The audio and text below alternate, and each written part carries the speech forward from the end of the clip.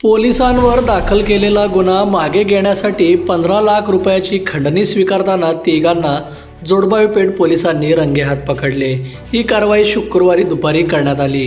पूजा ढवळे वय वर्ष 37 राहणार शिवगंगानगर सोलापूर, मिलिंद कांबळे वय वर्ष 47 राहणार बुधवारपेठ सोलापूर, लक्ष्मी लोंढे वय वर्ष 45 राहणार SRP कॅम्पजवळ सोलापूर असे अटक करण्यात आलेल्या तिघांची नावे आहेत। पोलिसांनी दिलेल्या माहितीनुसार जितेंद्र राम हरी भोसले वय वर्ष 42 राहणार पंचरत्न निवास नेताजी नगर जोडबावी पेठ यांनी दिलेल्या फिर्यादीवरून तिघांवर जोडबावी पेठ पोलीस ठाण्यात गुन्हा दाखल करण्यात आला आहे। जितेंद्र भोसलेवर एका प्रकरणात सोलापूरमधील एक पोलीस ठाण्यात गुन्हा दाखल झाला होता। तो गुन्हा मागे घेण्यासाठी आरोपींनी 15 लाखाची मागणी केली होती।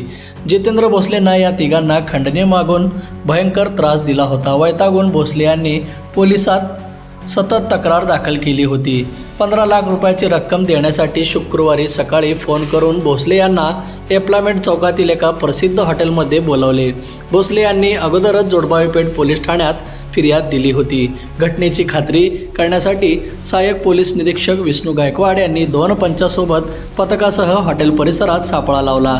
भोसले यांनी आरोपींना 50,000 रुपये रोख रक्कम, 1.5 लाखाचा व एक 13 लाखाचा असे 2 चेक दिले। त्यानंतर पोलिसांनी लागलीच तेथे येऊन भोसले यांनी दिलेली रक्कम व 2 चेकसह 3 आरोपींना ताब्यात घेतले। या प्रकरणी वरील 3 या आरोपीवर BNS 308/2, 351-35 अंतर्गत गुन्हा दाखल झाला आहे। आरोपींनी भोसले यांच्याकडून पैसे स्वीकारल्यानंतर भोसले यांनी बाहेर थांबलेल्या पोलीस अधिकाऱ्यांना फोन केला। म्हणाले, साहेब काम झालंय, पार्सल घेऊन या। या इशारा कळताच बाहेर थांबलेल्या पोलिसांची टीम तातडीने हॉटेलमध्ये आरोपीजवळ पोहोचली। अचानक झालेल्या या कारवाईमुळे काय झाले हे त्यांना सुचेनासे झाले होते। त्यांनी सुरुवातीला उडवाउडीची उत्तरे दिली अशी माहिती सूत्रांनी दिली आहे। बंधुप्रेम न्यूज चॅनलला लाईक, सबस्क्राईब व बेल आयकॉन दाबायला विसरू नका। धन्यवाद।